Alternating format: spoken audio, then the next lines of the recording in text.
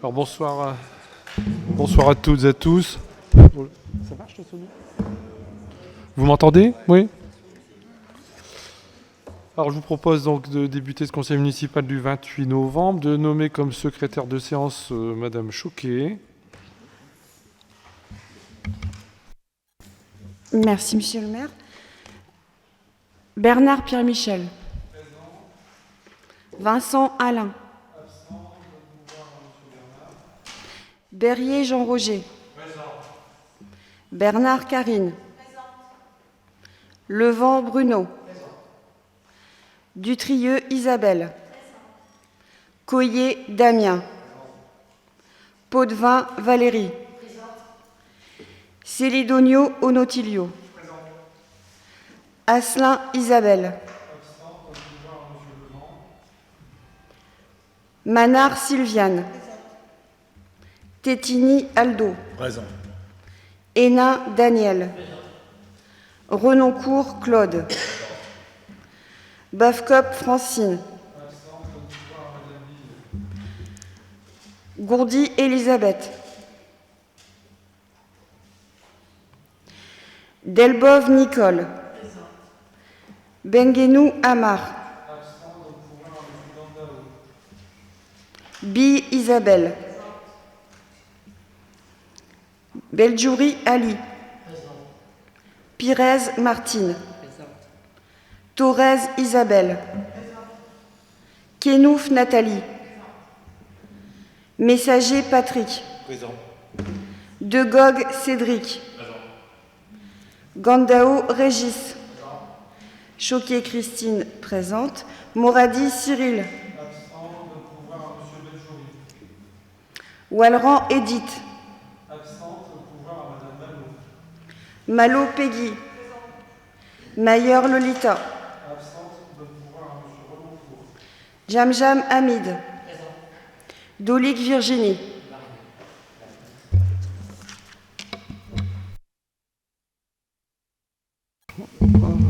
Alors, quelques petites communications tout d'abord pour rappeler quelques festivités qui vont mettre en route prochainement, puisque le marché de Noël, donc du 2 au 4 décembre. Je rappelle donc que le 2 à 17h, c'est le lancement des illuminations, qui sera suivi de l'inauguration du marché de Noël, et qu'il y a, après cette inauguration, une chorba qui est offerte par l'association franco-tunisienne présidée par M. Rouissi. Et ensuite, il y aura donc la descente du Père Noël le 17 décembre à 18h30. Seconde information, donc vous n'êtes pas sans savoir que donc, la résidence SIGH qui est au niveau de Valmont est terminée d'être construite, qu'il commence à y avoir donc des personnes qui sont en train de déménager, donc il y a un déménagement qui se fait sur 3 phasages. Et le directeur, M. Tonneau de SIGH, nous a sollicité pour donner le nom de cette résidence à une personne. Compte tenu qu'il s'agit d'une résidence qui est certifiée sur un certain nombre de logements, résidence personnes âgées, il va être proposé que cette résidence porte le nom de Cécile Gallet, eu égard à son engagement politique qu'elle a eu sur notre agglomération. Rappelez qu'elle a été présidente de la communauté de communes de la vallée de l'Escaut, dont un faisait membre et dont à l'époque M. Parent était le premier vice-président. Et son engagement politique pour les personnes âgées est reconnu bien au-dessus de sa ville, de notre territoire, et également pour les personnes porteurs de handicap. Donc j'ai contacté les membres de sa famille pour avoir donc la validation que cette résidence puisse porter le nom de Cécile Gallet. Et j'ai donc téléphoné aujourd'hui même, puisque j'ai eu la famille ce jour au téléphone, pour valider au président de pouvoir donc mettre une plaque sur cette résidence au nom de Cécile Gallet. L'inauguration, la date n'est pas encore fixée aujourd'hui, ça aura lieu de toute façon a priori après le dernier conseil municipal qui a lieu donc le 19 décembre, il me semble, le dernier lundi. Et on vous communiquera donc la date qui sera commune entre SIGH, donc le directeur, M. Tonneau, et moi-même, donc soit juste avant les fêtes de fin d'année, soit en début d'année prochaine, mais a priori on va essayer de se trouver une date.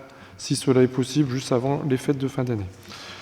Voilà sur les différentes communications. Ensuite, sur les décisions administratives, est-ce qu'il y avait des questions?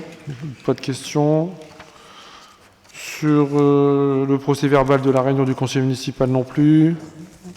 On attaque les délibérations. La première délibération concerne donc le recensement de la population, convention relative au recours à la poste pour les missions d'agents recenseurs de la population 2023. Madame Potvin. Monsieur le maire, merci. Donc, pour rappel, la méthode de recensement permet de fournir chaque année des résultats sur la population et le logement. Une dotation forfaitaire d'un montant de 2 479 €, prenant en compte les charges exceptionnelles liées aux enquêtes de recensement, est versée par l'État pour l'année 2023. La commune a donc candidaté auprès de l'INSEE pour l'expérimentation de recours à la poste pour les missions d'agents recenseurs pour l'enquête de 2023. Cette mission confiée à la Poste va permettre de disposer d'agents recenseurs connaissant le territoire, de maintenir, voire d'améliorer le taux de collecte des années précédentes. La Poste s'engage à réaliser ces missions d'agents recenseurs pour la période du 19 janvier au 25 février 2023, suivant le protocole défini par l'INSEE. Dans le cadre de cette expérimentation, la Poste facture à la prestation pour un montant de 5 822,40 centimes hors taxe sur la base de 400 à 500 logements. Donc sur ces bases, il est proposé au conseil municipal de bien vouloir autoriser monsieur le maire à signer la convention relative au recours à la poste pour l'émission d'agents recenseurs afférents du recensement de la population pour 2023. Merci. Y a-t-il des interventions? Pas de questions? Donc oui, c'est la première fois qu'on met ça en place. Le recensement est un moment vraiment important parce que c'est ce qui conditionne aussi notre dotation, la DGF, la dotation globale de fonctionnement. Et c'est vrai que le porte-à-porte, c'est de plus en plus compliqué. Les gens, ils ont de plus en plus peur d'ouvrir, même si on a le document qui va bien avec. Donc là, le fait de passer par la poste, il y a déjà eu des expérimentations qui ont été faites sur d'autres territoires. Il semblerait qu'il y a quand même une meilleure récolte sur ce recensement et c'est pour ça qu'on propose de le mettre en place cette année. Qui vote contre? Abstention? Voté à l'unanimité. Alors, on va attaquer quelques délibérations qui dépendent des ressources humaines. Donc, tout d'abord, la modification de la grille des effectifs. Madame Bernard. Merci, monsieur le maire. Donc, nous vous proposons de voter un changement de filière pour un agent du pôle développement social et territorial durable qui est positionné dans le cadre d'emploi des ATSEM au grade d'ATSEM principal de 2e classe dans la filière médico-sociale sous filière sociale et qui occupe maintenant des missions d'ordre administratif suite à une mobilité interne. On sollicite donc son changement de filière afin d'intégrer la filière administrative au grade d'adjoint administratif principal de 2e classe. Ensuite, nous proposons 2 stagiairisations. Donc, nous proposons donc dans notre cadre de notre politique de résorption de l'emploi précaire, la stagiairisation de 2 agents qui sont positionnés sur des postes permanents. Il sera par conséquent procédé à leur nomination en qualité de stagiaire à compter du 1er décembre 2022. Donc, il s'agit d'un agent pour le service habitat, urbanisme, foncier et un agent au service achat public. Au niveau du CCAS de la ville, il y a un agent qui profite d'une mobilité interne et qu'il faudra donc réaffecter au service de la ville à compter du 1er janvier 2023. Cet agent rejoint le conservatoire, un poste au conservatoire. Donc nous proposons de créer ce poste correspondant et d'opérer une régularisation de la grille des effectifs. Enfin, au niveau du pôle famille, éducation, animation, loisirs, donc suite à la réorganisation des services et au départ en retraite de la responsable du service état civil cimetière, il convient donc de faire évoluer les missions du poste et de recruter un responsable des services à la citoyenneté dont les missions sont détaillées dans la délibération. L'emploi sera ouvert au recrutement pour la filière administrative sur un poste à temps complet. Enfin, au conservatoire, donc suite au départ pour mutation de 2 agents du conservatoire, il faut donc procéder à leur remplacement. Donc il s'agit du professeur d'accompagnement de piano et d'un professeur de corps. Et ensuite, au niveau du pôle aménagement du territoire, habitat et grands projets, suite au départ pour mutation du directeur du pôle aménagement du territoire Habitat et Grands Projets. Il faut donc procéder à son remplacement. Donc, une régularisation de la grille des effectifs sera effectuée au Conseil suivant le recrutement définitif. Je propose donc au Conseil de voter la création et la suppression des postes correspondants. Merci. Y a-t-il des questions? Non plus. On passe au vote. Qui vote contre? Abstention? Voté à l'unanimité. Troisième délibération. Alors, en fait, la troisième délibération correspond au poste proposé pour le conservatoire si la recherche de fonctionnaires est infructueuse, donc pour rechercher un contractuel. Pas de questions. Qui vote contre? Abstention? Voté à l'unanimité. La quatrième délibération, toujours ressources humaines. Oui, donc toujours pour les mêmes raisons. Si jamais la recherche de fonctionnaires est infructueuse, nous proposons de recruter un contractuel pour le grade d'attaché territorial. Voilà. Donc là, c'est dans le cadre du chargé de mission politique de la ville. Politique de la ville, tout à fait. Pas de questions non plus, je pense. Qui vote contre? Abstention? Voté à l'unanimité. La cinquième délibération continue, ressources humaines.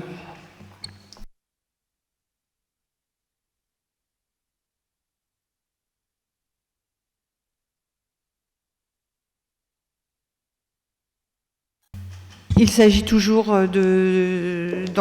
pour le poste relatif au pôle famille, éducation, animation, loisirs. Si la recherche de fonctionnaires est infructueuse, nous prendrons donc un contractuel. Donc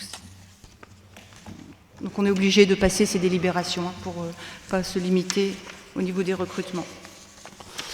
Je pense qu'on peut passer au vote. Qui vote contre? Abstention? Voté à l'unanimité. La sixième délibération, cette fois-ci, c'est l'indemnité forfaitaire de déplacement annuel pour fonction essentiellement itinérante au sein de la commune. Toujours Madame Bernard.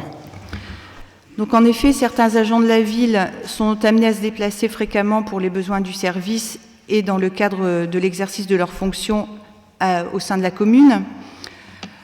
Donc là, nous proposons donc de revaloriser le montant du plafond qui était de 210 à 615 €. Donc cette indemnisation concerne les agents titulaires, stagiaires, contractuels sur un emploi permanent, ayant des fonctions ou des missions itinérantes au sein de la commune. Ça concerne à ce jour entre 20 et 30 agents. Et bien sûr, c'est modulable selon le présentéisme et la fréquence d'utilisation. Donc en fait, nous proposons pour les agents du service entretien des locaux un montant maximum de 450 €, pour les autres services 300 €. Donc en fait, la différence de montant s'explique par le fait que les agents du service entretien des locaux utilisent quotidiennement leur véhicule personnel tout au long de l'année, tandis que les autres agents des autres services en font une utilisation plus périodique. Donc soit juste pendant les vacances ou alors une fois par semaine, vraiment exceptionnellement. Donc ils auront bien entendu des pièces, des justificatifs à fournir. Déjà l'ordre de mission annuel, ensuite la copie du permis de conduire et une copie de l'attestation d'assurance. Donc avec la couverture utilisation du véhicule à des fins professionnelles, on s'est renseigné, c'est à peu près une dizaine d'euros par an.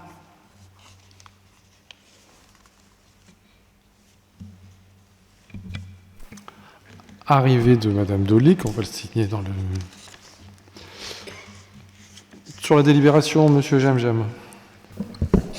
Merci Monsieur le maire. C'est juste une petite remarque. Est-ce qu'au niveau de leur assurance, c'est pris aussi en compte leur assurance personnelle pour la voiture? Madame Bernard. Sinon, je peux répondre. Oui, Parce que ça a été évoqué en comité technique dernièrement. Donc, en fait, on leur demande de se rapprocher de leur assureur. Et effectivement, ça doit être bien précisé dans le contrat qu'ils sont assurés dans le cadre d'une activité professionnelle. Et c'est là-dessus où Mme Bernard avait évoqué que le coût moyen pour une année, c'est une dizaine d'euros. En général, ils ont déjà l'assurance déplacement professionnel dans leur assurance. Pas d'autres questions? On passe au vote. Qui vote contre? Abstention. Voté à l'unanimité. La 7e délibération, c'est la révision des plafonds du RIFSEP. C'est plus administratif qu'autre chose parce que ça ne va pas changer grand-chose sur ce qui est déjà mis en place. Madame Bernard. Donc en effet, pour rappel, le RIFSEP a été mis en place en 2017 avec pour objectif principal d'harmoniser le système des primes entre les 3 versants de la fonction publique, à savoir la fonction publique d'État, la fonction publique hospitalière et la fonction publique territoriale. Donc une prime unique, l'indemnité de fonction et de suggestion et d'expertise. Toutes les filières sont concernées sauf la filière de la police municipale.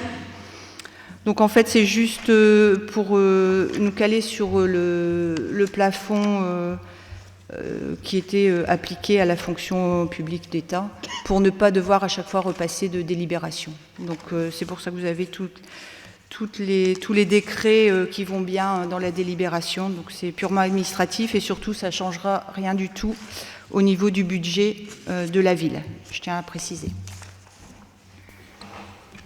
Et des rémunérations des agents. Pas de questions? Non. Qui vote contre? Abstention. Voté à l'unanimité. On va changer d'interlocuteur puisqu'on passe sur l'aménagement du territoire. Transfert et cession de foncier dans le cadre de la reconstruction du collège Les Rochambelles entre le département et la ville d'Anzin. Monsieur Berrier. Merci, monsieur le maire. Effectivement, on arrive au terme de la reconstruction.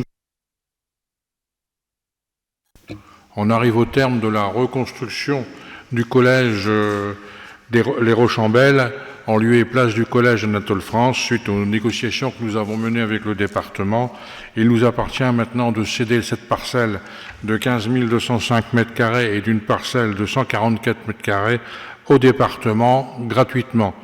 Et en contrepartie, comme le département a racheté l'ancienne station Total et qu'il l'a dépolluée en partie, nous avons pris l'engagement de le racheter et de l'intégrer dans le domaine communal pour y faire un espace vert tel qu'il a été fait ces derniers mois.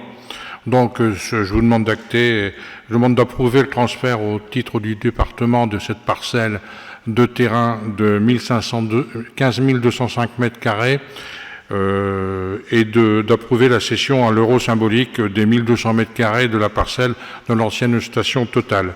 Donc, et d'autoriser, monsieur le maire, à signer tous les actes de transfert et de cession en conséquence. Merci. Pas de questions. Qui vote contre? Abstention.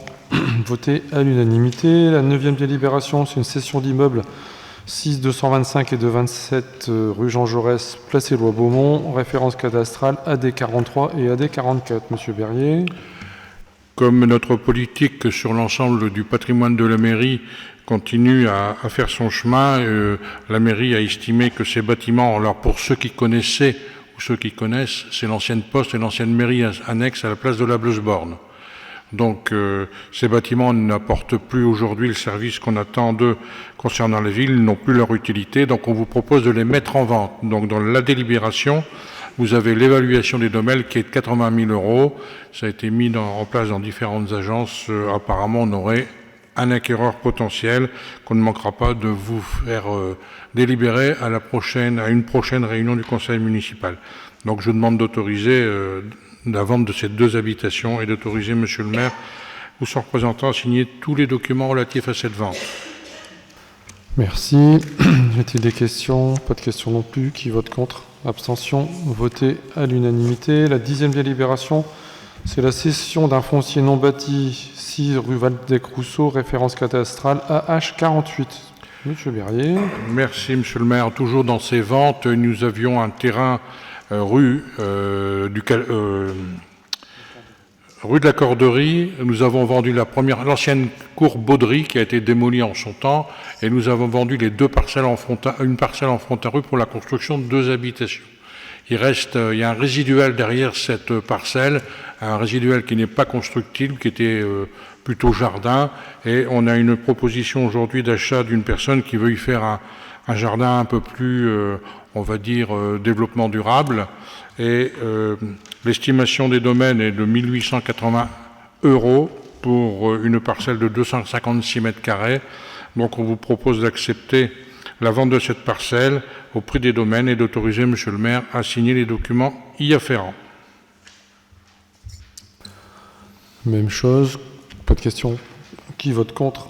Abstention, voté à l'unanimité. La 11e délibération concerne l'agriculture urbaine. C'est une convention d'occupation précaire et révocable pour un terrain situé rue Léopold-Durand. Monsieur Berrier. Merci, Monsieur le maire. Donc, vous savez qu'on est très attaché au développement du projet de la ferme urbaine. Bon, pour ce projet, un appel à candidature avait été fait par Valenciennes Métropole et la ville. Le CAPEP a été retenu pour ses propositions relatives à cette ferme urbaine, avec des volets importants. Je parlais du volet insertion pour la création d'emplois, le volet aussi production de légumes sur son ensemble, la participation des habitants et puis des jardiniers sur l'ensemble de la commune avec cette association. Et donc, pour pouvoir réaliser ces opérations, il nous appartient de mettre à disposition un terrain pour réaliser cette culture urbaine. Donc, le terrain qui a été pressenti, c'est le terrain au bout de la cité Talabot. Donc, dans cette délibération, on vous propose un terrain qui fait à peu près 3 hectares. On vous propose de signer avec le CAPEP une autorisation d'occupation temporaire de ce terrain. Vous avez la convention qui se trouve derrière et je pense que nos collègues ne manqueront pas de passer au conseil municipal aussi, ceux qui sont concernés par l'agriculture urbaine, le plan d'ensemble et toutes les activités qui vont y être proposées. C'est un dossier assez structurant pour nous et très important. Donc, à cet égard, je vous demande d'autoriser Monsieur le maire à signer cette convention avec le CAPEP. Merci, Monsieur Berrier. Y a-t-il des questions? Non. Je vais insister sur le fait que c'était vraiment une volonté forte sur ce mandat d'arriver à aboutir sur le traitement de cette zone qui est sur Talabot depuis quelques années maintenant, qui est classée en zone naturelle. Et donc, l'agriculture urbaine va pouvoir commencer. Donc là, la convention d'occupation va être signé dès qu'on aura le retour du contrôle de la légalité. Et il va commencer à y avoir donc un travail de terrain par le CAPEP avec les personnes qui gravitent tout d'abord autour de la cité Talabot et puis après progressivement il y aura une participation plus globale sur la ville puisqu'il y aura un partenariat donc avec les écoles, avec le lycée professionnel, avec le collège et puis avec toutes les structures, conseil municipal des jeunes. Il y aura des ateliers, il faut vraiment qu'il y ait un côté participatif et bien comprendre le principe. Et il y a aussi un travail qui est fait avec le Vélo Club de l'Escaut, puisque c'est un endroit où régulièrement les cyclistes vont là-bas. Et il y aura donc des zones, entre chaque zone qui vont être mises en culture, soit en pleine terre, soit dans des bacs. Il y aura donc des parcelles délimitées pour pouvoir passer entre cette zone-là, aller se promener, pour qu'il y ait vraiment un côté ludique, en plus du côté apprenant, puisqu'il y aura donc, comme j'ai dit tout à l'heure, des ateliers, mais ça peut être des ateliers très divers, comme comment faire des confitures, ou comment garder, conserver les aliments qui vont être traités sur place. Ça permettra d'alimenter la cantine en fonction des produits qui seront cultivés sur site. Donc il y aura des légumes, il y aura des fruits puisqu'ils vont être plantés des framboisiers par exemple. Il y aura des poules avec leurs œufs qui en découlent. Donc il y a vraiment un gros projet structurant, environnemental bien évidemment, qui touche l'insertion et l'emploi, puisque sur site, il y aura en permanence une 8aine de personnes en contrat d'insertion, plus une personne qui va les superviser. Il y aura une base de vie, et c'est là qu'aura lieu les différents ateliers. Et puis le côté santé, apprendre à bien manger, circuit court. Donc c'est vraiment un gros projet structurant. Et 3 hectares d'agriculture urbaine en plein cœur de ville. Il n'y a pas énormément de sites, en tout cas sur le secteur, où cela a été mis en place. Et dans le cadre des projets quartiers fertiles qui avaient été lancés par la rénovation urbaine, on va être le seul vrai projet conséquent qui vont être mis en place sur le Valenciennois. Donc je voulais vraiment insister sur ce projet qui, ça y est, va pouvoir débuter, mais après quelques péripéties liées donc, aux zones de pollution, mais aussi sur comment arriver, avec les modifications qu'il y a eu dernièrement, notamment pour les chantiers d'insertion, arriver à trouver les subventions et les accords pour que tous puissent se mettre en place. Je passe au vote. S'il n'y a pas d'autres interventions, qui vote contre, abstention, voté à l'unanimité. La 12e délibération, toujours Monsieur Berrier, c'est donc cette fois-ci sur la NPNRU au PARU Beusebande Faubourg de Lille. C'est une campagne de ravalement obligatoire de façade, demande d'inscription de la commune sur la liste départementale. Merci, Monsieur le maire. Si vous le permettez, Monsieur le maire, je vous demande, on pourrait faire la 13 en même temps, puisque la 12 concerne notre autorisation de prévenir Monsieur le préfet pour qu'on puisse acter de ce ravalement obligatoire, et la 13 concerne le périmètre concerné à la Croix-d'Anzin. Donc je vous rappelle, si ça pose pas de problème... Pour vous non plus, en groupe, on fait 12 et 13, on fait un vote Elles sont liées commun. toutes les deux. Hein. Ouais. Alors, nous sommes toujours sur l'opération NPNRU et OPA en rue. Vous rappelez qu'en 2020, nous avions décidé de lancer une OPA sur les façades d'une partie de la rue Jean Jaurès et sur la commune de Brouet et sur la commune de Valenciennes.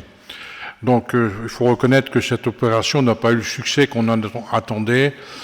Si les services me reprendront si je me trompe, mais il n'y a eu qu'un seul dossier déposé, et c'était déposé sur Anzin.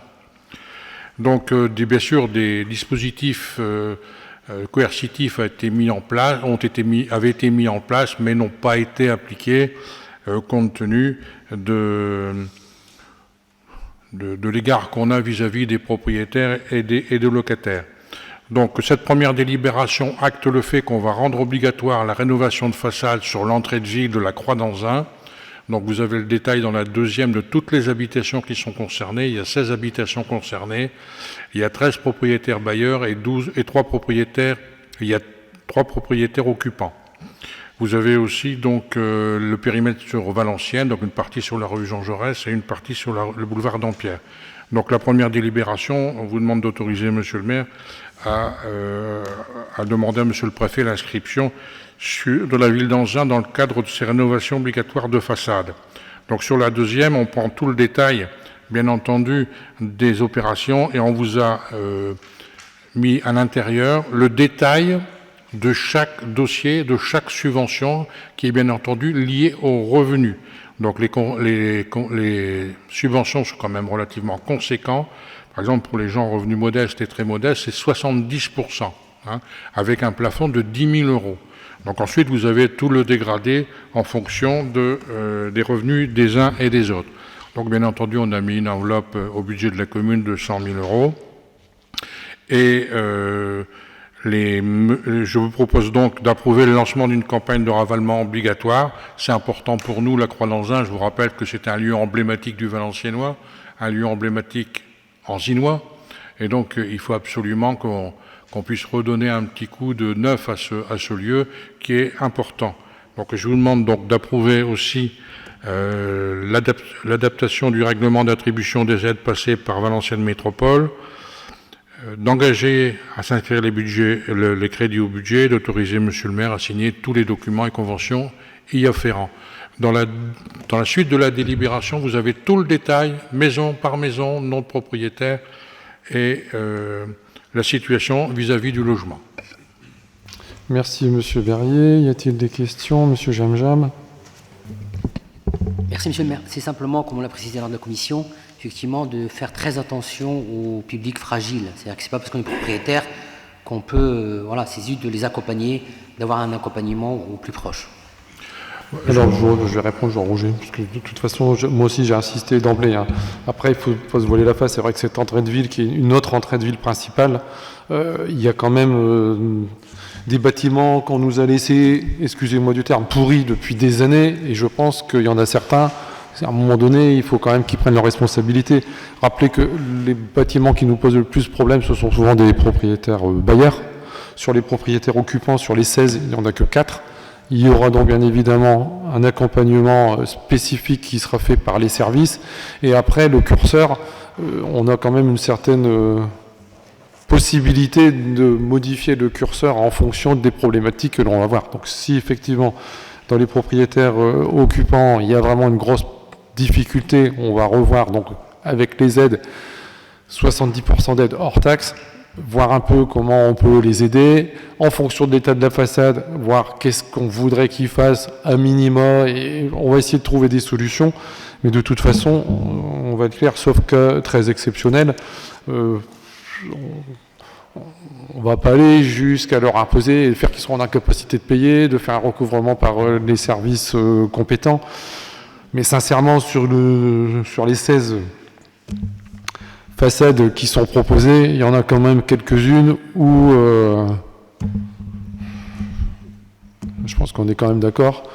Après, il y en a d'autres où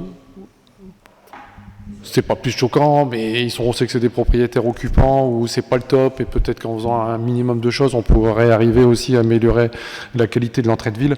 Mais c'est un sujet qui est important, et j'avais vraiment demandé au service de bien me réexpliquer les tenants aboutissants pour pas mettre en difficulté certaines personnes qui ont un bien et puis qui essayent de l'entretenir comme ils peuvent, quoi. Donc il y aura les aides maximales et puis on sera là pour les accompagner pour trouver les meilleures solutions possibles. Je pense qu'on peut passer au vote en vous ayant rassuré, donc je rappelle, on passe la 12e et la 13e délibération, qui est contre, abstention, voté à l'unanimité. La 14e délibération, on change. C'est M. Coyer, on passe dans les finances. C'est un effacement de dette pour créance éteinte et ça concerne la restauration scolaire. M. Coyer. Merci, Monsieur le maire. Oui, donc c'est une délibération qui nous est demandée par le directeur des finances publiques pour entériner donc l'effacement d'une dette suite à des mesures imposées par la commission de surendettement d'une famille. Donc, considérant qu'il s'agit de dettes de restauration scolaire pour un montant de 456 €.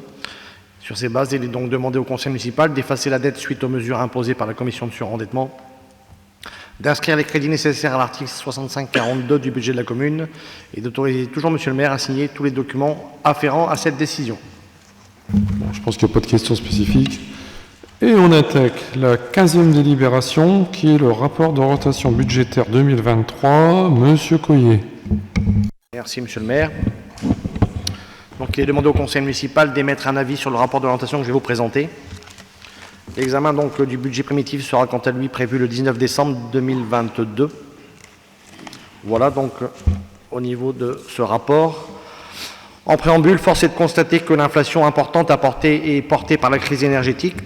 Effectivement, l'inflation qui était plafonnée à 2% ces dernières années a grimpé en 2022 à plus de 6%, 6,2 exactement en octobre de cette année. Au niveau de la zone euro, l'inflation est à plus de 10%, donc vous voyez qu'on n'est pas les pires.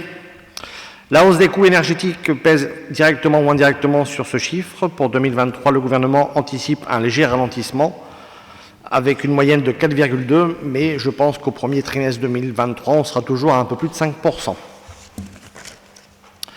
Donc le gouvernement a mis en place un filet de sécurité, mais cette protection est incomplète et à l'application incertaine. En effet, si l'État protège les particuliers contre la hausse des coûts énergétiques avec le bouclier tarifaire qui plafonne les prix, ce n'est pas le cas pour les entreprises et notamment pour les collectivités territoriales. Donc il y a un décret qui est paru pour ces dernières qui crée un filet de sécurité inflation pour l'exercice 2022 et qui permettrait d'obtenir, le cas échéant, le remboursement de 50% des surcoûts constatés entre 2021 et 2022 liés à la réévaluation de la valeur du point d'indice et 70% à la hausse entre 2021 et 2022 des charges d'énergie, d'électricité et de chauffage urbain et d'alimentation. Cette prise en charge incomplète est par ailleurs subordonnée au respect de plusieurs conditions cumulatives, à savoir une épargne brute en baisse de plus de 25% en 2022, une baisse due majoritairement à la hausse du point d'indice et des prix des dépenses d'approvisionnement en énergie, électricité et chauffage urbain et d'achat de produits alimentaires. Pour 2022, l'éligibilité de la ville à ce dispositif est incertaine. En effet, l'exercice 2021 a été marqué par l'encaissement de recettes exceptionnelles. C'est la vente Grimont-Pré à la Bleusborn. En matière de taxes additionnelles aux droits de mutation, mécaniquement, donc l'épargne brute 2022 devrait baisser indépendamment de l'inflation.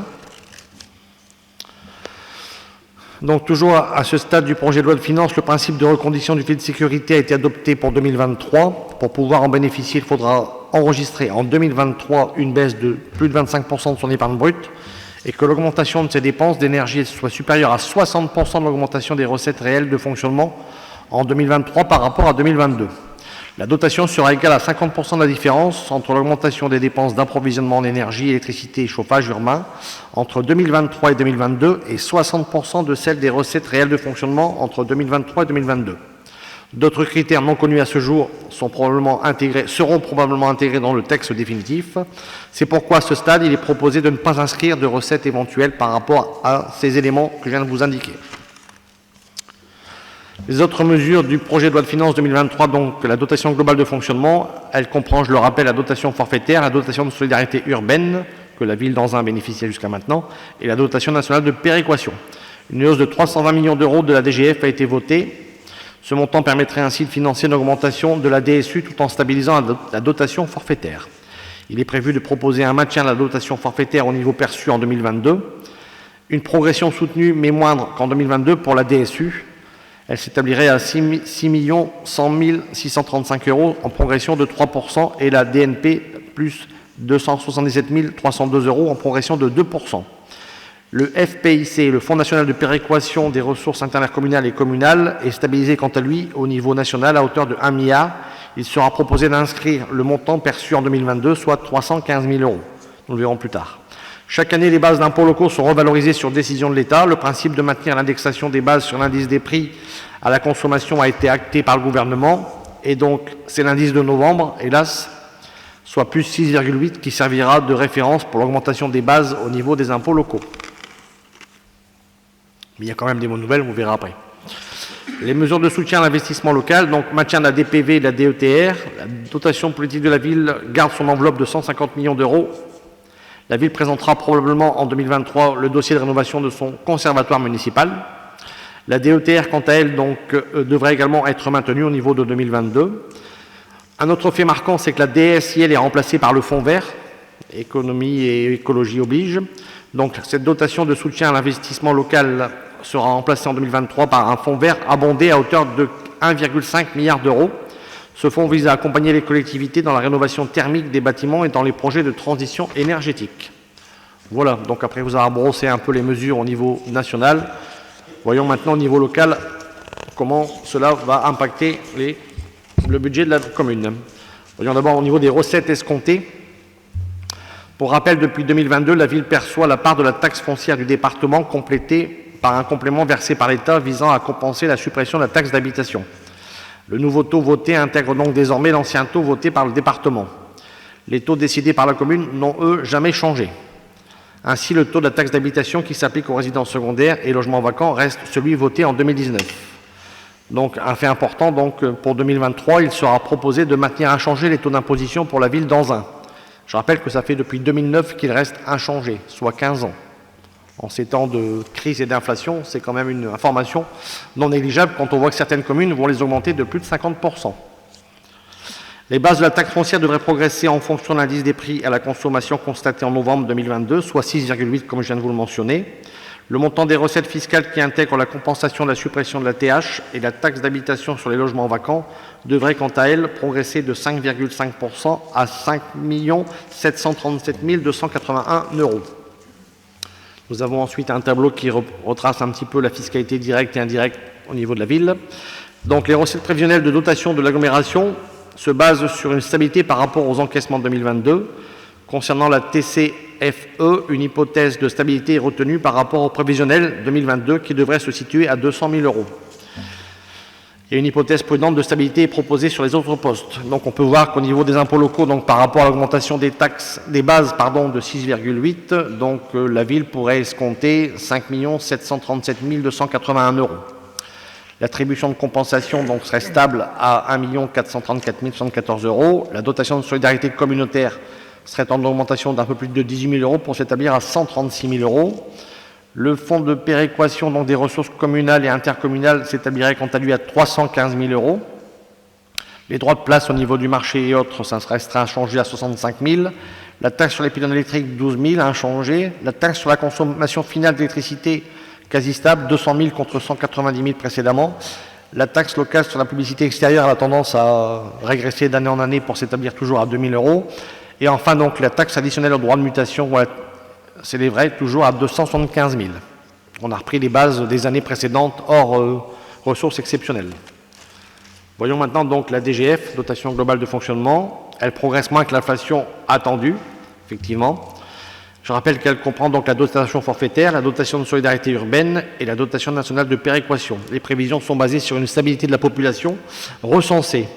Au total, donc, en prévisionnel, au global, DGF, on escompterait 8 796 250 contre 8 613 222, soit une petite progression de 2,12%. Donc on est vraiment loin de l'inflation, effectivement. Les autres dotations de l'État, donc une hypothèse de stabilité des différentes compensations fiscales par rapport aux encaissements enregistrés en 2022 a été retenue. En 2023, la ville percevra le solde de DPV pour l'école du centre, les vestiaires du stade Gillard et des acomptes pour la salle de restauration de l'école Gallieni, ainsi que les dossiers de DPV 2023 qui sont pour un montant total de 792 000 €. C'est une petite baisse par rapport à 2022, ce que nous avions escompté 949 257 €. Au total, donc, ce poste serait en baisse de l'ordre de 129 000 € pour s'établir à 1 026 406 €. Voyons maintenant les subventions de fonctionnement. Je rappelle donc que ces subventions d'État seront en baisse en raison de la forte diminution des postes d'emploi aidés décidés par l'État, notamment les PEC. Les recettes en provenance des autres communes seront également en baisse. Le poste de responsable de la police pluricommunale, effectivement, est désormais porté par la ville de Rheims. Concernant la cité éducative, moins d'actions aussi seront facturées à la ville de Valenciennes. Le poste autre organisme concerne donc l'essentiel de la CAF et donc une estimation prudente a été opérée en raison des incertitudes liées à la mise en œuvre du nouveau contrat territorial global. Donc ce poste subvention de fonctionnement s'établirait à 1 145 000 en baisse de plus de 333 000 € par rapport à 2022. En synthèse, donc, voyons donc ces dotations et participations. Donc le total s'élèverait pour 2023 à 10 967 656 € contre un peu plus de 11 242 529 escomptés en 2022, soit une baisse de 2,44%. Au niveau des autres recettes de fonctionnement, donc, elles ne devraient pas connaître d'évolution importante. Les revenus des immeubles devraient diminuer suite à la fin du bail avec le Trésor public. Début 2023, le prévisionnel de remboursement des rémunérations devrait être légèrement réévalué en prenant en compte le réalisé 2022 supérieur au BP. Donc, remboursement de rémunération, il y aurait 50 000 de plus de prévus en 2023 par rapport à 2022. Le produit des services, 300 000, c'est quasiment stable. Les revenus des immeubles, donc moins 30 000 avec la perception qui partirait. Et des revenus exceptionnels, il n'y en aurait pas. Donc, total du poste, 635 000 contre 625 000 en 2022. En synthèse, donc, ces recettes de fonctionnement, vous les voyez sur le tableau. Donc les recettes réelles au total s'élèveraient pour le BP 2023 à 19 820 456 €, soit une évolution de 88 527 €. En pourcentage, ça fait 0,45. Donc on est vraiment très loin de l'inflation qui impacte quand même notre commune, comme tout le monde, hélas. Voilà, ça a été dit. Et donc maintenant, voyons après les recettes, comment on va les dépenser en fonctionnement d'abord. Chauffage, donc c'est un poste important vu la crise aujourd'hui. Le contrat actuel de la ville porte sur l'acheminement du gaz, l'entretien et le renouvellement des installations. Le coût d'acheminement est fonction du marché. Le tableau ci-dessus donc reprend l'évolution du cours depuis 2020 et une projection réalisée par le maître d'œuvre de la ville. Jusque juillet 2021, les cours étaient stables, autour de 50 €. Ils ont progressivement grimpé depuis pour se hisser à plus de 200 € en octobre. Selon donc cette projection, et en tenant compte d'une baisse de 10% des consommations résultant d'un plan d'action sobriété, que vous pouvez déjà voir sur la friche Ford, qui n'est plus illuminée comme elle aurait dû l'être auparavant pour atténuer les économies. Donc, il sera donc nécessaire de prévoir un budget de 700 000 € contre 250 000 en 2022. Autre poste qui va influer sur la commune, l'électricité. Pour la fourniture d'électricité, la ville bénéficie d'un groupement de commandes géré par Valenciennes Métropole. Celui-ci s'achèvera au 31 décembre.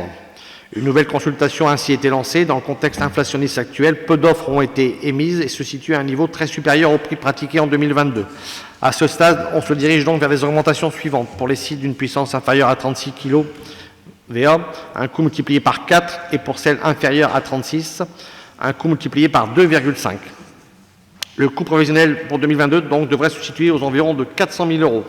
Les premières estimations établies par le conseiller énergie partagée de l'agglomération aboutissent ainsi à un montant de 1 280 000 € à consommation constante, en tenant compte d'un objectif de diminution des consommations de 10%, résultant du plan d'action de sobriété voulu par la municipalité et Monsieur le maire. Il peut être proposé d'inscrire 1 152 000 €.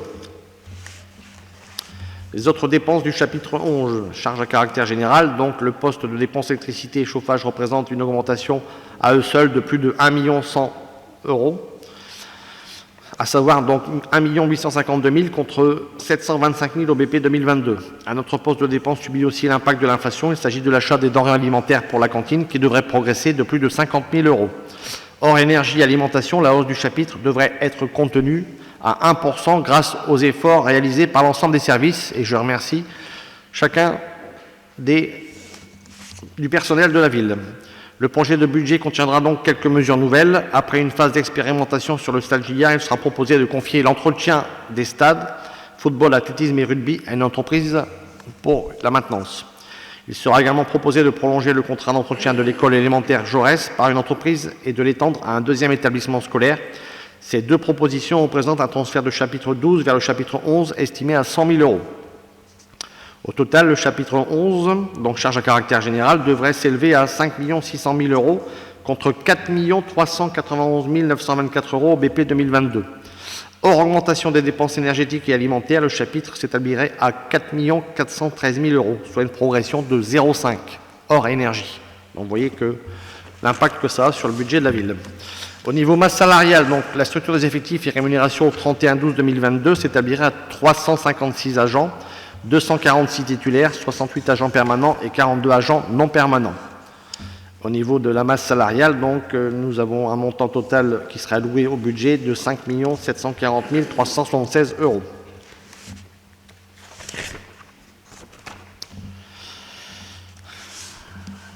Toujours au niveau masse salariale, donc les titulaires régime indemnitaire, ceux qui sont pris en charge, 458 500 €, NBI 225 735 et avantages en nature 11 925. Alors, pour 2023, on serait toujours stable à 346 agents, dont 244 titulaires, 68 permanents et 34 agents non permanents. Je rappelle que la durée du temps de travail dans la commune est passée à 37h30 par semaine au 1er janvier 2022. Les agents bénéficient toutefois de 25 jours de congé et de 15 jours de RTT pour un temps complet travaillant 5 jours par semaine. De ce fait, le nombre d'heures travaillées annuelles s'élève bien, comme le veut la loi, à 1607 heures. Toujours au niveau de la masse salariale, donc pour 2022, un montant de 11 410 000 devrait être réalisé dans le chapitre charges de personnel et assimilés. Ainsi, pour 2023, les principaux éléments de variation seront les suivants. Donc, il n'y a pas de revalorisation annoncée du point d'indice. La refonte des grilles indiciaires de la fonction publique est estimée à 60 000 €. L'impact du glissement vieillesse technicité est estimé à 90 000 €. La reconduction du dispositif adulte relais médiateur santé pour 29 000 €. La reconduction du dispositif adulte relais médiateur social pour 29 000 € également. Les recrutements en cours sur effectif 2023 à 180 000 €, et enfin la non-reconduction des contrats PEC, donc parcours emploi compétences, décidés par l'État, la fin de certains contrats de remplacement, notamment entretien des locaux et stades, soit une baisse à ce niveau-là de 165 000 €. Autre chapitre, les charges financières de la ville. Donc là, vous avez le tableau d'extinction. Ce tableau ne tient pas compte de l'emprunt qui avait été budgétisé en 2022 pour 2 983 730 qui n'a toujours pas été débloqué, et que nous avons donc cette année pour le débloquer, sans souci. Il sera donc utilisé en fonction des besoins pendant cette période. Au niveau de la dette, donc vous avez le tableau qui suit, la répartition. Voilà, donc il n'y a pas d'inquiétude comme on l'a mentionné depuis un certain temps. La dette de la ville est très sécurisée à plus de 85% par un taux fixe très bas, et le livret A et les taux variables, ça n'évolue pas par rapport à l'inflation. Les autres postes de dépenses, donc le chapitre autres charges de gestion intègre les subventions et indemnités d'élus. Il sera proposé de reconduire à l'identique, soit 760 000 € la subvention au CCAS, dans l'attente du vote de son budget, prévu en mars. Le reversement de subventions avanciennes dans le cadre de la cité éducative devrait être moindre, le dispositif s'achevant donc ici en fin d'année. 50 000 € prévus contre 145 000 en 2022. Les autres postes sont stables. Les charges financières donc n'évoluent pas parce que la majorité ce sont des taux fixes. Et donc le chapitre devrait légèrement augmenter sous l'effet de la hausse des taux, mais je veux dire c'est infime parce qu'on passerait de 128 000 à 155 000. En synthèse au niveau fonctionnement, donc force est de constater que la hausse des coûts énergétiques entraîne un effondrement de l'épargne brute prévisionnelle. 95% de la baisse de l'épargne est liée effectivement à l'inflation énergétique. Et donc le total autofinancement brut qu'on avait escompté en 2022 s'élevait à 2 488 555. Il ne sera que de la moitié en 2023, soit 1 235 456. Ça bien sûr c'est avant remboursement capital de l'encours des crédits qui s'élève à plus de 750 000 euros. Donc vous voyez la chute vertigineuse de l'autofinancement brut. Après les fonctionnements, voyons les investissements malgré tout qui sont prévus par la ville. Vous avez là donc un engagement pluriannuel des investissements qui sont budgétisés pour plusieurs années. Le concert municipal a été reporté pour 2024. 1 200 000 sont prévus. La reconstruction de l'école du centre, donc pour 2023, 4 100 000 euros. Elle a bien avancé, vous avez pu le voir. L'espace de restauration Gagny a été reporté en 2024 pour 440 000 euros. L'extension des vestiaires du stade JR, c'est effectif aussi 520 000 euros pour 2023. La vidéoprotection, donc ça fait partie du programme, donc 150 000 euros par an, donc ça c'est maintenu. Le renouvellement de l'éclairage public sous forme de LED pour faire des économies au niveau de la ville, 450 000 euros de prévus en 2023 et en 2024. Opération cours d'Aubresse, 199 000 sur plusieurs années, c'est ce qu'on doit rembourser à l'EPV en plusieurs années. Budget participatif maintenu, 50 000 euros pour nos concitoyens. L'OPRU façade mentionné par M. Berrier, 24 000 euros prévus en 2023, 2024 et 50 000 en 2025. Et le fonds de concours du terme, 30 000 euros. Au niveau des subventions d'investissement à recevoir pour 2023, elles seront bien sûr fonction du programme final d'investissement retenu. À ce stade, 950 000 euros de subventions peuvent être néanmoins prévus avec, entre autres, donc le solde de subvention école du centre pour 830 000 euros, le stade Gillard pour 13 000 euros, l'appel à projet numérique pour 30 000 et les amendes de police pour 50 000 euros. Voilà donc le budget équilibré en investissement. Donc les dépenses, remboursement d'emprunt en capital 735 000, reversement de la TLE 20 000, investissement nouveau 6 300 000, total 7 055 000 euros et pour équilibrer le tout, un autofinancement brut donc fortement diminué pour s'établir à 1 235 456, le FCTVA 900 000 euros, taxe d'aménagement 25 000, des subventions comme mentionné précédemment pour 950 000, des cessions d'actifs escomptées pour 80 000 et le recours à un montant de financement maximum de 3 864 544 euros. J'en ai fini, monsieur le maire. Merci. Y a-t-il des interventions? Monsieur Jamjam. Merci, monsieur le maire. Donc, après la pandémie qui nous guette toujours, la guerre en Ukraine dont personne ne peut prévoir la fin, le monde, l'Europe et la France traversent une crise alimentaire, énergétique sans précédent. L'opposition a toujours milité pour un budget beaucoup plus volontaire pour créer des richesses. La majorité ne nous a jamais écoutés. L'opposition n'a cessé de prévenir la majorité sur la baisse des dotations de l'État.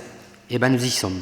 Notre ville, je précise bien notre ville, et toutes les communes doivent faire face à une crise énergétique jamais vue précédemment, avec une augmentation du coût du gaz et de l'électricité, et on est encore dans l'inconnu pour 2024. Les dotations de l'État n'ont jamais été aussi basses, et malheureusement, pour compenser, il faudra une augmentation de ces aides de 6%, et ce n'est pas le cas malheureusement. Au vu de cette crise, au vu du rapport d'orientation budgétaire, et même si on est sur des prévisions incertaines sur différentes aides, l'opposition prend toutes ses responsabilités pour soutenir la majorité dans cette période difficile. Merci. Merci. Juste remettre le contexte global. Hein. Vous êtes élu communautaire, donc vous avez entendu les propos du président, mais tout le monde n'est pas élu communautaire. Il faut quand même se rendre compte qu'on est tous sur un bateau. On est en temps de grosses tempêtes pour toutes les collectivités territoriales. Donc il y a ceux qui étaient déjà sur des bateaux qui n'étaient pas de très bonne tenue, on va dire. Et pour avoir une idée, sur les communes de l'agglo, actuellement, il y en a 4 qui déjà pour 2023 ne savent pas comment ils vont équilibrer leur budget. Il y a ceux qui étaient sur des bateaux moyens et qui vont arriver à équilibrer tout juste. Puis il y a ceux qui étaient sur des bons bateaux, et nous on était sur les bons bateaux, mais on se prend effectivement une crise énergétique que personne n'a connue. Et le seul point où on n'est pas du tout d'accord, c'est quand vous évoquez, que ça fait longtemps que vous annonciez la baisse des subventions de l'État. Là, on a bien prouvé, la problématique, elle n'est pas la baisse des subventions d'État, puisque globalement, ça ne va pas énormément baisser, mais c'est bien lié à la crise énergétique. On perd 50% d'autofinancement, donc à peu près 1 250 000, 1 100 000 uniquement lié à la crise énergétique. Donc en fait, l'autofinancement qui était de, je vais arrondir, 2 450 000 l'année dernière, s'il n'y avait pas eu la crise énergétique, on serait à 2,3 millions, ce qui est un très bon chiffre et qui est dans les chiffres les plus élevés depuis 2008. Donc l'analyse, elle est la même pour toutes les collectivités territoriales, avec d'autres qui ont un peu d'avantage. Mais aujourd'hui, on va rentrer dans des choix qui vont être compliqués. Et aujourd'hui, on vous propose un plan pluriannuel d'investissement qui ne sera peut-être pas tenu. Il y a des gros projets comme le Conservatoire de musique qui est lié aussi à l'avancement de la réhabilitation complète du théâtre, puisque c'est un projet qui est commun avec l'AGLO et que la maîtrise d'œuvre sera d'ailleurs réalisée par l'AGLO. Aujourd'hui, le planning des gros travaux d'aménagement prévus sur l'agglomération a été annoncé qu'il allait y avoir des décalages, des modifications, des choses prévues sur 2-3 ans qui seront faites sur 5 ans. Et aujourd'hui, il n'y a pas d'arbitrage sur ce projet, par exemple. On sait qu'il aura lieu, mais ça peut être décalé de 6 mois, d'1 an, 18 mois. Il faut que tout le monde se mette d'équerre aussi sur les investissements, quand c'est des investissements, on va dire, qui n'est pas lié uniquement à la commune. Et rappeler que la région ou le département vont avoir les mêmes difficultés financières et que pour assumer aussi les aides aux différentes communes, si tout le monde garde la même voilure, il va peut-être avoir aussi des problèmes de financement à un moment donné. Sur l'augmentation des richesses, vous revenez, c'est votre leitmotiv, mais à chaque fois que je vous demande quelles sont les propositions que vous aviez à faire, soit vous me dites que vous ne donnerez pas de réponse, et la seule réponse que vous nous avez donnée éventuellement, c'était le gaz de mine, mais on sait tous que le gaz de mine, de toute façon, pour ramener de la richesse, il faut d'abord investir, que c'est des investissements de plusieurs millions d'euros, voire dizaines de millions d'euros, et que la source ne se fait pas comme ça du jour au lendemain. Il y a au moins 5-6 ans d'attente avant que ce soit fonctionnel. Actuellement, il y a des réseaux d'énergie qui sont proposés, je pense à LME, avec déjà des sources qui existent. Et on sait que tant de mettre en place le système qui est déjà évoqué depuis 1 ou 2 ans au niveau de l'aglo, il va encore falloir au moins autant d'années. Donc la richesse qui était évoquée, à part sur ce sujet-là, mais qui commence à être libérée aussi, parce qu'il y avait aussi des contraintes techniques. C'est-à-dire qu'au niveau de l'État, l'État avait à un moment donné bloqué tous les projets liés donc notamment au gaz de mine, avant d'aujourd'hui de revalider le fait qu'ils sont plutôt partants pour qu'on utilise le gaz de mine. C'est le sujet des derniers débats du conseil municipal. Et je rappelle que sur le gaz de mine, nous, aujourd'hui, on était uniquement contre l'endroit de sortie et de production et de où ils voulaient positionner leur usine, si je puis dire, de traitement du gaz de mine. Et demain, c'était pas sur une parcelle communale, ça appartenait à l'APUI. L'APUI n'était pas du tout favorable à avoir une telle structure à côté donc de la masse de la Beusborne, et en plus à proximité de secteurs géographiques importants, puisque c'est inscrit dans le patrimoine mondial de l'UNESCO, et ce qui est fait aujourd'hui n'est pas compatible avec un patrimoine qui est classé, qui est classé l'UNESCO. Donc ce projet-là, aujourd'hui, l'AGLO l'a repris en charge, comme vous le savez, dans le cadre des différentes compétences qu'ils ont repris, où évoquer les différents réseaux de chaleur, mais on a demandé, et à notre demande, alors que ce n'était pas prévu initialement, puisque c'est M. Berrier qui est dans cette commission, d'intégrer justement le gaz de mine pour les communes qui peuvent être intéressées et qui peuvent tirer un certain bénéfice, mais qui restent limités. Et pour l'habitant, il ne faut pas faire croire, ou même aux communes, collectivités territoriales, que ça va nous faire rentrer des millions d'euros sur une année. C'est complètement illusoire. Donc, il faut des richesses, c'est facile à dire, c'est moins facile à faire, d'autant plus que quand il y a des entreprises qui viennent, je rappelle que tout ce qui est en lien aux activités des entreprises, la ville, à part la taxe foncière, ne retouche rien sur les plus-values qui existaient auparavant, puisque tout ce qui est en lien avec l'activité professionnelle, aujourd'hui, on n'a pas de retombées financières.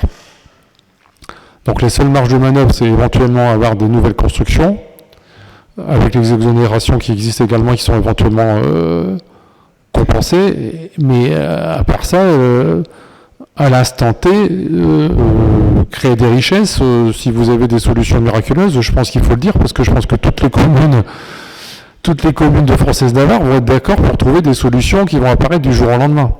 Et le filet de sécurité, rappelez également aujourd'hui, le filet de sécurité, il n'y a que 2 communes qui sont susceptibles, qui devraient l'avoir, mais même eux, ils ne sont pas sûrs, et certains qui vont l'avoir, puisque ça dépend des chiffres des consommations finales qui auront lieu jusqu'en fin 2022. Bon, jusque même les consommations de novembre, on les a à peu près, mais les consommations de décembre, c'est impossible de savoir combien on va consommer en énergie ou en gaz. Et comme c'était évoqué sur le gaz, pour l'électricité, les taux, enfin, on a les chiffres.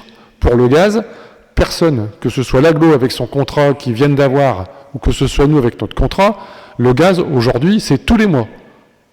Il top et on sait, on saura au mois de décembre combien on va payer, on saura au mois de janvier combien on fera, on saura au mois de février combien on paiera.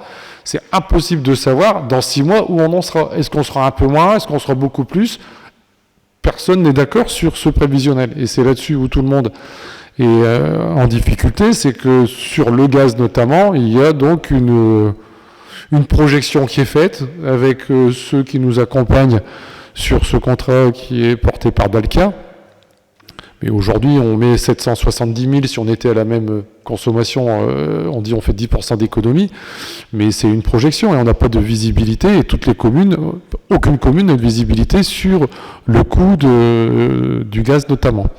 Après, bon, sur les économies, M. Coyer a inversé le chauffage et l'électricité, mais c'est vrai qu'il y a des tests qui sont faits. Quand vous montez l'avenue Anatole France, la partie de droite au niveau de la friche Ford aujourd'hui, elle est éteinte, et on est en train de regarder si la visibilité sur la route et les trotteurs est suffisante. Et à partir de la rue Tierce, là c'est un éclairage sur 2 qui est fait jusque la rue de la Liberté. Et donc c'est en quinconce.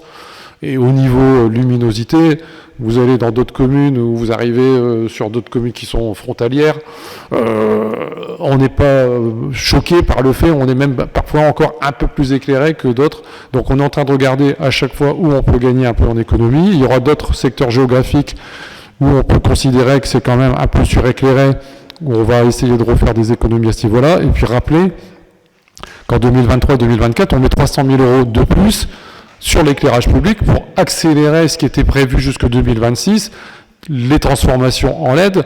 On remet 300 000 € de plus pour pouvoir justement mettre en place le plus rapidement possible avec l'entreprise qui a le marché, pour arriver à refaire des économies sur la deuxième partie, on va dire, de saison, parce que là, ici, janvier, février, mars, changement d'heure, après on consomme un peu moins, mais de toute façon, la nuit, c'est quand même éclairé, et à partir du moment où on aura des LED, il y aura des moyens de diminuer le coût vraiment de façon très conséquente.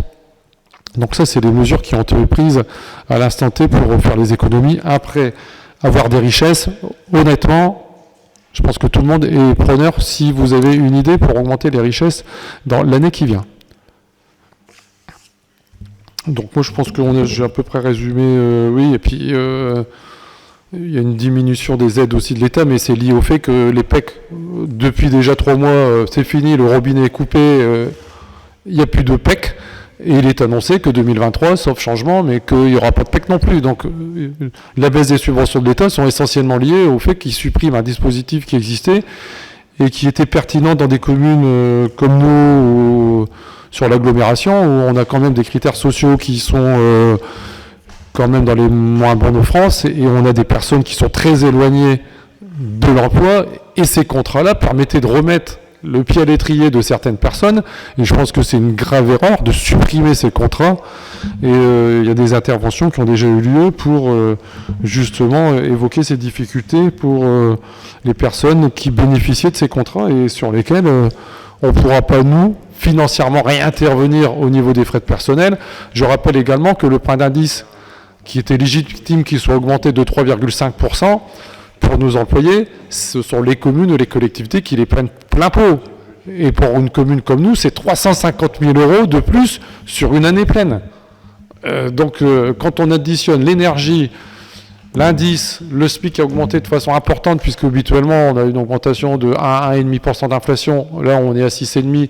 Le SMIC a augmenté d'autant. Donc, je veux dire que c'est 450 000 euros de plus qui n'étaient pas prévus au niveau personnel, qu'on rajoute aux 1,2 million d'énergie. Donc, tout ça pour quand même revoir un petit peu et se rendre compte, et que tout le monde se rende compte, et aussi la population, que pour eux, ça va être compliqué. Parce qu'il y a des gens qui sont déjà en difficulté financière et se reprendre 15% sur le gaz et l'électricité, l'alimentaire qui augmente, enfin tout augmente. On va aussi y avoir des personnes qui vont arriver au niveau de notre CCAS pour être accompagnées par l'épicerie solidaire qu'on aide également financièrement pour arriver à passer une période 2023 et probablement 2024 très compliquée. Et si on n'est pas tous solidaires des uns des autres, on va avoir quand même un contexte social qui va être compliqué. Parce qu'il y aura des répercussions obligatoirement. Si tout le monde reporte un peu ses investissements, les travaux publics et le bâtiment vont commencer à avoir aussi des problématiques. 75% de l'investissement, enfin 75% des travaux faits par les travaux publics, les gros bâtiments, c'est les collectivités territoriales. Donc on ne va pas tout supprimer, mais il y a beaucoup d'endroits où aujourd'hui l'investissement, ça va être zéro, où on fait l'impasse sur un bâtiment qu'on devait mettre aux normes, on décale d'un an, comme pour la micro-cantine Gallieni, on la décale sur 2024. Le conservatoire, on décale, mais je ne sais même pas s'il va débuter en 2024. J'attends, il faut que les travaux du théâtre débutent. On est en 2023 quasiment. Le théâtre ne va pas débuter avant 2024-2025, donc le conservatoire risque aussi d'être décalé. Le PPI, il est revu en fonction de ces projections qu'on a et de l'autofinancement qui diminue de moitié, mais qui au niveau de l'autofinancement net est encore pire puisque le ratio est plus compliqué encore à gérer. Donc on était très peu endettés, ce qui permet aussi de nous sauver parce que la capacité de désendettement, elle va augmenter. Mais bon, l'agglo, ça a été multiplié par 4 ou par 5. Toutes les collectivités, on va avoir des taux qui vont multiplier par 2 ou par 3 au niveau du désendettement. Mais nous, on peut encore s'endetter, que d'autres communes sont en incapacité de s'endetter parce qu'elles ont des taux d'endettement importants. Et leurs projections financières sont telles que les banques risquent de ne pas leur prêter ou de leur prêter à des taux qui vont devenir difficiles à supporter. Voilà, en gros, pour que tout le monde ait bien conscience qu'on rentre sur des années compliquées. Alors après, on est parti sur le fait qu'on n'aurait pas d'aide financière.